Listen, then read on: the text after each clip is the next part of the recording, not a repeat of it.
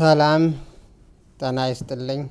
የኦሪት ትምህርት ተከታታዮች እንደምን አላችሁ? እንደምን ሰነበታችሁ? የእስራኤል ቅዱስ ኃያል የተመሰገነ ይሁንና ዛሬም ሌላ ጥያቄ ቀርቦልናል። ይህንን ጥያቄ በተመለከተ ሁላችንም አብረን እንማራለን ማለት ነው። ይህ ጥያቄም ይላል፣ ለመሆኑ በአይሁድ ሕግና ስርዓት በሰንበት ቀን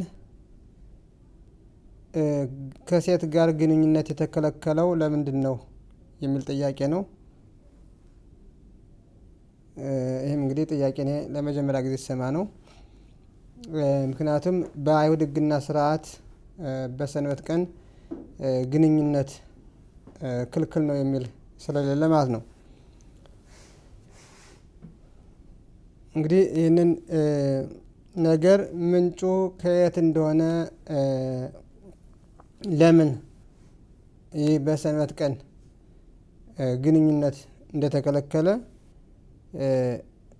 ከየትና በምን ምክንያት ወደዚህ ነገር እንደመጣ ዛሬም ይህንን አመጣጡን እንማራለን ማለት ነው። እንግዲህ ብዙ ጊዜ ይህ የአይሁድ ሕግና ስርዓት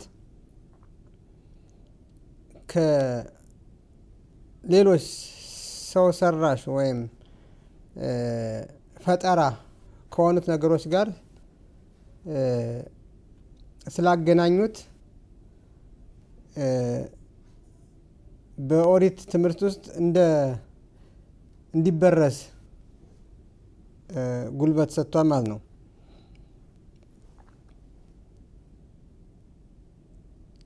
ነገር ግን የኦሪት የራሷ የሆነ አቅጣጫ፣ የራሷ የሆነ መንገድ፣ የራሷ የሆነ ግንዛቤ በፈጣሪ እይታ የተወሰነ ስለሆነ ከኦሪት ውጭ የሆኑት ነገሮች ልክ ኦሪት እንደሚል አድርገው ወይም በኦሪት ውስጥ የተጻፈ መስሎ የሚቀርቡ ነገሮች ስላሉ እነዚህን በደንብ ለይቶ ማወቅ ያስፈልጋል ማለት ነው። እና ይህም ጥያቄ አንዱ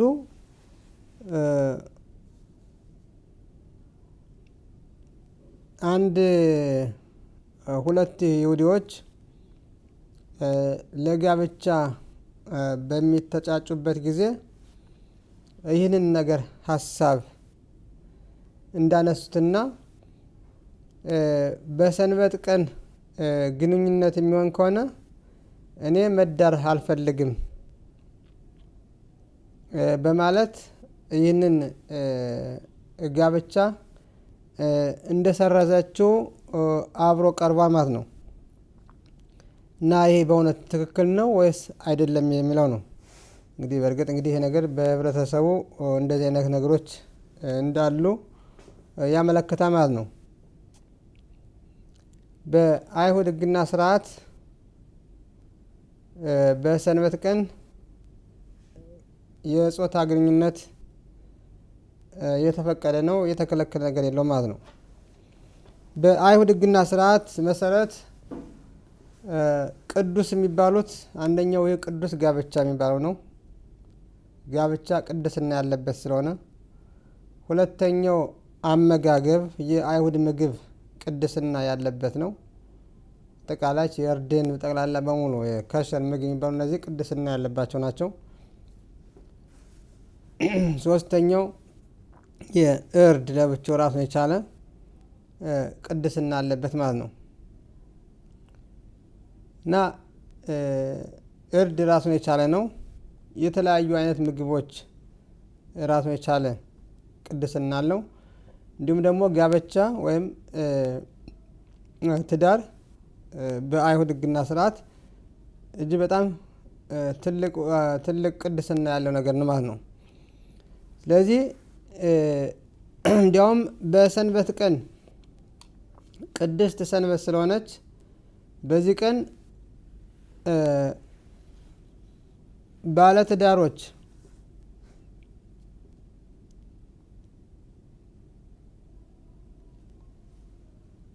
የሆኑ በሕጉ መሰረት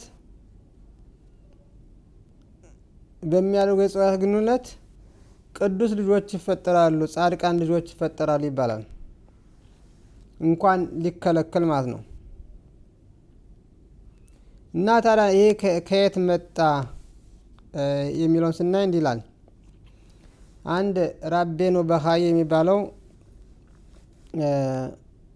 ይህ ነገር ከየት እንደመጣ አንድ መጽሐፍ ከእጁ ይደርሳል ማለት ነው። ይህም ሴፈር መላኺም በሩኻኒም ይላል የሚባል መጽሐፍ ነው ማለት ነው። ይህ ማለት የመላእክትና ማነው ሩኻኒ የሚባለት የማይታዩ ነገሮች ስለማይታዩ ነገሮችና ስለ መላእክት የሚያወራ መጽሐፍ ማለት ነው። ይህ ራሱ በአማርኛም ራሱ ምን እንደሚባል አላውቅም እንግዲህ። እና በዚህ መጽሐፍ ውስጥ እንዲህ ይላል።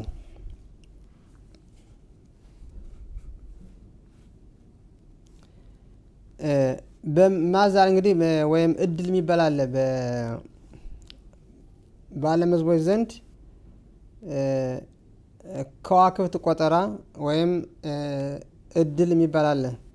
ምሳሌ የ40 ቀን እድሌ፣ የ80 ዓመት ቀን እድል የሚባል እድል አለ በሌሎች የዓለም ሕዝቦች ማለት ነው። በአይሁድ ግን እንደዚህ የለም። ስለዚህ በዚህ በከዋክብት በሚቆጥሩ ሰዎች አይሁድ ባልሆኑት ማለት ነው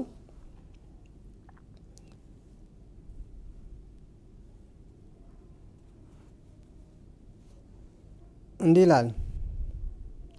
ሻብታይ የሚባል ኮከብ አለ። ይህ ኮከብ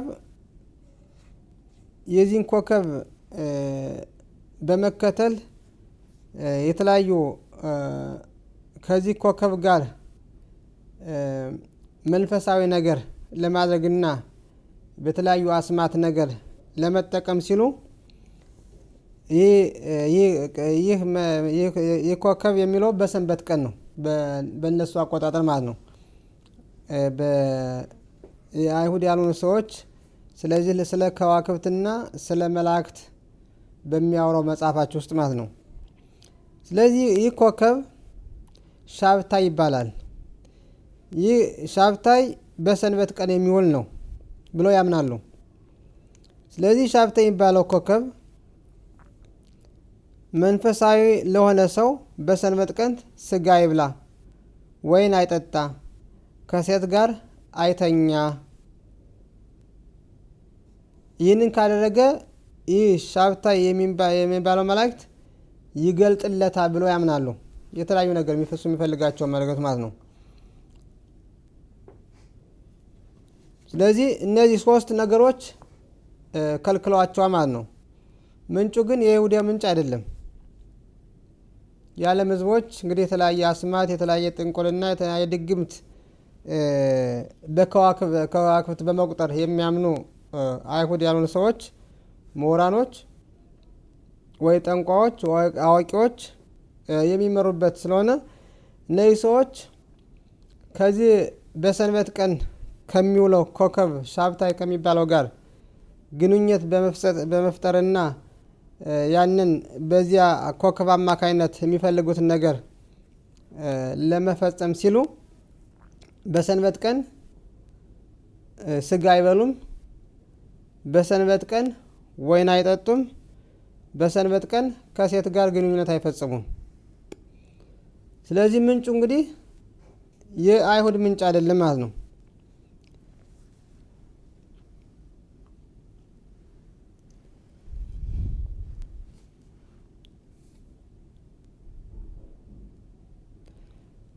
በሰንበት ቀን በይሁዲ ግን እጅግ በጣም የደስታ ቀን ነው ማለት ነው። ራሱ ትንቢተ ኢሳይያስ ምዕራፍ 58 ላይ እና በመዝሙረ ዳዊት ራሱ በመጀመሪያው ላይ በጣም ነው እንትን የሚለው በሰንበት ቀን ግንኙነት የሚያደርግ ራሱ ጥሩ ልጆችን እንደሚወልድ ማለት መንፈሳዊ ልጆችን፣ ጻድቃን የሆኑ ልጆችን እንደሚወልድ ነው የሚገለጸው። በሌሎቹ ግን ልክ ሰንበትን እንደሻር አድርገው የሚወት አለው። ግን የአይሁድ ምንጭ አይደለም፣ የኦሪት ሕግና ስርዓትም አይደለም፣ የፈጣሪ ሕግም አይደለም ማለት ነው። ስለዚህ ይህ ሰፈር መላኺም ወይም የመላእክት ሰፈር እና ወይም የመንፈሳዊ መጽሐፍ ከሚባል መጽሐፍ የተገኘ ነው። እንግዲህ ማን እንደጻፈው ራሱ የተገለጸ የለም። ነገር ምንጩ ግን የአይሁድ ምንጭ አይደለም ማለት ነው። ስለዚህ በሰንበት ቀን እነዚህ ሁሉ የተከለከሉ አይደሉም ማለት ነው። ስለዚህ ባለማወቅ ብዙ ጊዜ ልክ ጻድቅ መስለን ወይም ጽድቅ የፈጸምን መስለን ኃጢአት እንሰራለን ማለት ነው። ለምሳሌ በፈጣሪ ዘንድ ጋብቻ ቅዱስ ነው።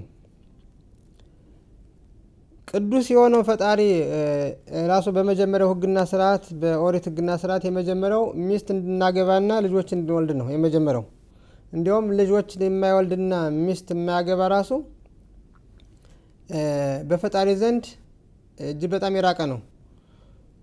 ከሞተ በኋላም ራሱ መንግስተ ሰማያት አይወርስም፣ የፈለገ ጻድቅ ቢሆንም ማለት ነው። ይህም ባለፈው ደግመን ተምረነዋል ማለት ነው። ነገር ግን ብዙ ችግሮች ወይም ብዙ ነገሮችን የምናደርገው ባለማወቅና ባለመማር ነው። ዝም ብለን እንዲሁ ሲባል የምንሰማቸው ነገሮች በሙሉ ልክ የፈጣሪ ትእዛዝ ስለሚመስሉና የፈጣሪን ትእዛዝ ተቃውመን ሰዎች እያንዳንዱ ሰው በራሱ እይታ የፈጠረውን ነገር ስንከተል እንገናል ማለት ነው። ስለዚህ እኛ ጽድቅን በማድረግ ነገር ኃጢአት ሰራን ማለት ነው። አሁን እቺ ሴት በዚህ ጥያቄ ውስጥ የቀረበው በሰንበት ቀን ግንኙነት የሚፈጸም ከሆነ እኔ ከአንተ ጋር ትዳር አልመሰረትም ብላ ትዳሯን እንደሰረዘች ነው እንግዲህ አብሮ ጥያቄ መጣ ማለት ነው። በዚህ ምክንያት ነው እንግዲህ ጥያቄ የቀረበው። አሁን ይሄ ከኦሪት ጋር ተቃራኒ ነው ማለት ነው። ስለዚህ በፈጣሪ ዘንድ ቅዱስ የሆነውን ጋብቻ በሰንበት ቀን የተፈቀደውን ነገር በፈጣሪ የተፈቀደውን ነገር ትተን ሌሎች ከኦሪት ሕግና ስራ ውጭ የተለያዩ እምነቶች የጻፉትን ትርክት ይዘን ልክ የፈጣሪ ኦሪት እንዳለችው አድርገን በምንቀርብበት ጊዜ ይህ ኃጢአት ነው ማለት ነው። ስለዚህ ይህ ነገር ከማድረጋችን በፊት በሰንበት ቀን ግንኙነት አልፈጸምም ከማለት በፊት በዚህ ጉዳይ በሰንበት ቀን ግንኙነት መፈጸም ይቻላል ወይስ አይቻልም ብሎ ኦሪት ምን ትላለች የሚለውን ጥያቄ በማንሳት ኦሪትን መጠየቅ ያስፈልጋል ማለት ነው። ነገር ግን ልክ ኦሪት እንደከለከለች አድርገን በሰንበት ቀን ግንኙነት ማድረግ ልክ እንደ እርክስና ነገር አይተን የፈጣሪን ቃል ትተን የፈጣሪ ቃል ያልሆነ ነገር መከተል ራሱ ትልቅ ኃጢአት ነው ማለት ነው። ስለዚህ በሰንበት ቀን በአይሁድ ሕግና ስርዓት የተፈቀደ እንጂ የተከለከለ አይደለም ማለት ነው። እንግዲህ ምንጩ ከሌሎች እምነት የተቀዳ እና ወደ ኦሪት ውስጥ በኦሪት ሕግና ስርዓት ከሚሄዱ ሰዎች ወደሚሄዱ ሰዎች በስህተት የገባ እና በሕዝቡ መካከል አሁንም እየተሽከረከረ ያለ ነገር ነው ማለት ነው። ስለዚህ ይህ ከኦሪት ሕግና ስርዓት ጋር ምንም ግንኙነት የለም ማለት ነው። በአይሁድ ሕግና ስርዓት መሰረት በሰንበት ቀን የተፈቀደ እንጂ የተከለከለ አይደለም ማለት ነው። ስለዚህ ቅዱስ ጋብቻችሁን ከመከላከል በፊት ኦሪት ምን ትላለች የሚለውን የኦሪትን ቃል በመጠየቅ የፈጣሪን ቃል መጠበቅ እንችላለን ማለት ነው። ነገር ግን እንዲሁ በሀሳባችን ሲሉ ስለሰማን ማን እንዳለው ባናውቅም በትክክል በሰንበት ቀን ግንኙነት ማድረግ ልክ እንደ ኃጢአት አድርገን በመቁጠር የፈጣሪን ቃል በመተላለፍ ራሳችን ሌላ ኃጢአት ጨመርን ማለት ነው። ስለዚህ እያንዳንዳችን እያንዳንዱ ነገር ከማድረጋችን በፊት ኦሪት ምን ትላለች የሚለው ነገር አስቀድሞ መጠየቅና ማወቅ አስፈላጊ ነው ማለት ነው። ምክንያቱም ኦሪት የፈጣሪ ቃል ነው። ከኦሪት ውጭ ያለው በሙሉ ሰው ሰራሽ ነው። ስለዚህ እዚህ ላይ ነው እንግዲህ ምርጫ ያለው። ስለዚህ ቅዱስ ጋብቻ የሆነውን ነገር ከመሰረታችን በፊት ይህን ነገር አስቀድመን መጠየቅና ማወቅ አለብን ማለት ነው። ስለዚህ እጸድቅ ስል ተኮነንኩ የሚል ነገር ስለሚሆን በኦሪት ሕግና ስርዓት የተፈቀደውና ቅዱስ የሆነውን ነገር ልክ እንደ ርክስና ማለት ፈጣሪ ራሱ መቃወም፣ የፈጣሪን ቃል መቃወም፣ አልቀበልም አንተ ያልከውን ብሎ እንደ ማመጽ ያህል ነው ማለት ነው። ስለዚህ አለመማራችን ምን ያህል ታላቅ ጉዳት በራሳችን ላይ እንደሚያደርስ ይህ ራሱ ትልቅ ማሳያ ነው ማለት ነው። የመጣውን ትዳር ተቀብሎ በፈጣሪ ሕግና ስርዓት በመኖር ፋንታ ይህ ነገር አልቀበልም ብሎ ልክ ኦሪት ልክ እንዳለችው አድርጎ ማሳበብ ይህ ሌላ ተጨማሪ ኃጢአት ነው ማለት ነው። ስለዚህ እያንዳንዱ ይሁዲ እያንዳንዱ ነገር ከማድረጉ በፊት ይህ በኦሪት ሕግና ስርዓት እንዴት ይታያል፣ ኦሪት ትፈቅዳለች ወይስ አትፈቅድም የሚለውን ነገር ብቻ ነው መጠየቅና ማወቅ የሚጠበቅብን። ከዚያ ውጭ ያለው በሙሉ ሰው ሰራሽ ስለሆነ ግዴታ ማድረግ የለብንም ማለት ነው። ነገር ግን የፈጣሪን ቃል ስንፈጽም ፈጣሪ ያለውን ብቻ ነው ማለት ነው። ፈጣሪ ያላለውን የመፈጸም ግዴታ የለብንም ማለት ነው። እንግዲህ ባጭሩ የዛሬው ትምህርታችን ምንጭ ይህ በሰንበት ቀን ግንኙነት ማድረግ የተከለከለው ነው የሚሉት የኦሪት ሕግና ስርዓት አይደለም፣ ከሌሎች እምነቶች የተቀዳ ስለሆነ ያንዳንዱ ሰው ወደፊት እነዚህ ነገሮች ሁሉ በደንብ መመርመርና ማወቅ አለበት ማለት ነው። ስለዚህ የበለጠ ምንጭ ለማወቅ ደግሞ የሚፈልጉ ደግሞ ምንጩን እሰጣችኋለሁ። ራቤኑ በካየ አላቶራ ዘዳግም 18 ላይ ጀምራችሁ ማንበብ ትችላላችሁ። ምንጩን በሙሉ እዚያ ውስጥ ታገኙታላችሁ ማለት ነው። እንግዲህ የዛሬው ትምህርታችን በዚህ ላይ ያበቃል። በሚቀጥለው የኦሪት ትምህርት ላይ እስከምንገናኝ ለጊዜው በደህና ቆዩ። ባሩክ አዶናይ ለዓለም አሜን በአሜን።